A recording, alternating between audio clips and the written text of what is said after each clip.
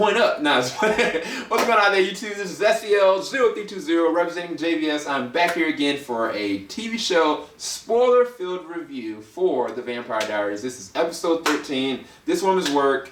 It was actually a really good episode. I actually gave it an 8.5 out of 10.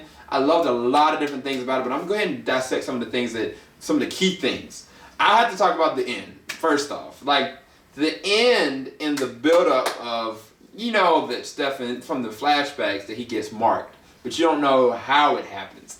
And given the circumstances that Damon killed Elena, and the whole reason why the reason why he even got out of the prison world is to push his brother away. Like, all signs pointed to him letting his brother get killed. And I was like, no, don't do it, Stefan. Like, I was like, not that I wanted him to let Damon die, but I'm like, bro, you got this woman that you really love, she's coming out of this hard thing, like, don't sacrifice for your brother again. But he does it and finds Stefan for him, and Stefan has some really key moments in this episode. Before I even talk about the end, there's a moment where, like, with him and Caroline, and she's dying, basically, trying to actually have the C-section. It's really compelling when the heretics got involved. It's like they actually have a purpose now, which is really strange.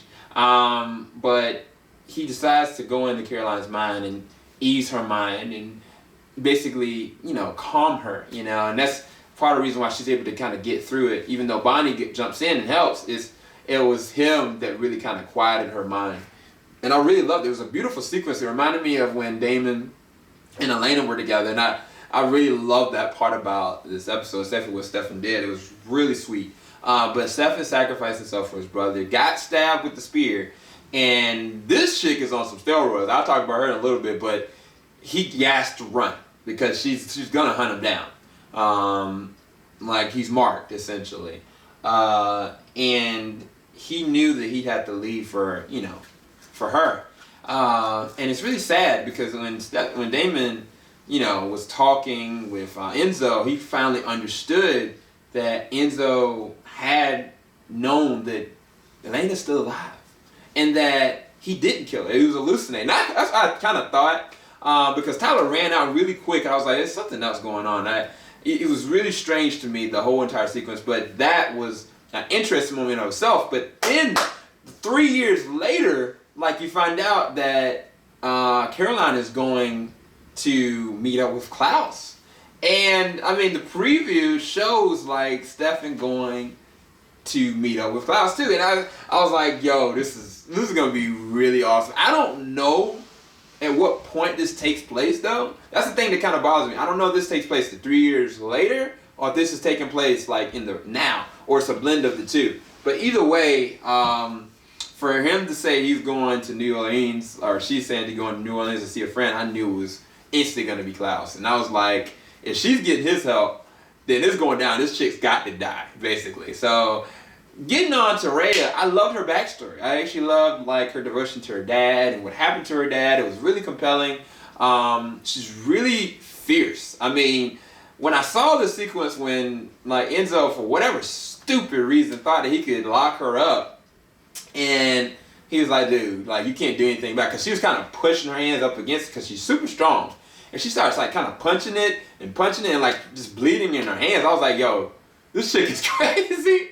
And then she busts through it, and I'm like, Enzo, get up, man. Like, I don't know why she didn't just kill him right there. But either way, it was a means to an end because she got to get the prey that she wanted, which is one of the heretics. And it was really sad, to be quite honest with you. I was like, dude, like, this girl has, like, been terrorizing these folks. And I mean, it's understandable from her standpoint because to her to get to what she was, like, all these men had to sacrifice themselves. And it's some dark stuff, man. It's some literally dark stuff that happens in the first act of this episode. But it makes for a good story. It makes for a really good story. Not just that, I loved every second of Bonnie and Damon's interaction. Like, I was just like, it's been too long. I don't know if any of y'all Damon fans can relate. I don't care if they're not together. I don't care if they're, like, not an item.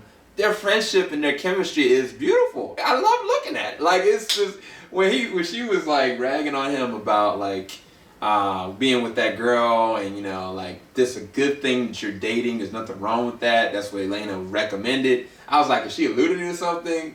And then when when Rhea had basically got them to say, look, I need my sword, and she just kind of threatened Bonnie and she shot her, Damon went down to her aid, you know, and gave her his blood, and I was like, yo, why is she taking a long time with his hand, like, up that? Did any of y'all notice that? Like, she took a long time, like, just drinking his blood, and I was like, this is really weird.